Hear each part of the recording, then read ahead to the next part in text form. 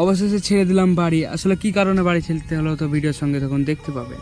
So আসসালামু আলাইকুম guys, আশা করি সবাই ভালো আছেন, আপনিও ভালো আছেন আপনাদের দোয়ায়। তো আজ চলে যাব আমরা এখন বিদেশে, মানে সবাই কাজে। তো ভোর ভোর বেরিয়ে গেছি বাড়ির বাইরের দিকে, সেদিকে অন্ধকার। তারপরে ইসলামপুরে চলে আসলাম। ইসলামপুরে চলে এসে দেখি সকাল সকাল একবারে পাখিগুলো বেশ মজা করছিল। তো খানিকক্ষণ ইসলামপুরে থাকার সো বাসের ওপর উঠে পড়লাম। এখন বাসের ওপর উঠে পড়ে চলে এলাম কলকাতার উদ্দেশ্যে রওনা। এখন যেতে হবে অনেকটা দূর, প্রায় 9-10 ঘন্টার মতো বাসে। তো আমি ছিলাম, আমার বন্ধুগুলো ছিল, আরও আমরা 5-7 জন মতন ছিলাম।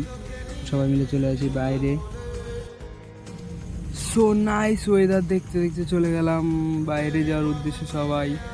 কোন একটা ব্রিজ পার হচ্ছি, প্রায় অনেকটা বড় ব্রিজ, তো সেখান থেকে যাচ্ছি। সো হোয়াটসঅ্যাপ গাইস, তারপর চলে আসলাম বাসে। বাসে এসে সবাই দেখছেন যার যার সিটে বসে আছে। নাইস নাইস ভিউ চারিদিকে। আর আমি গেছি বাসের কন্ট্রাক্টর, দুর্গাপুর করছি বাসের সাইডে দাঁড়িয়ে।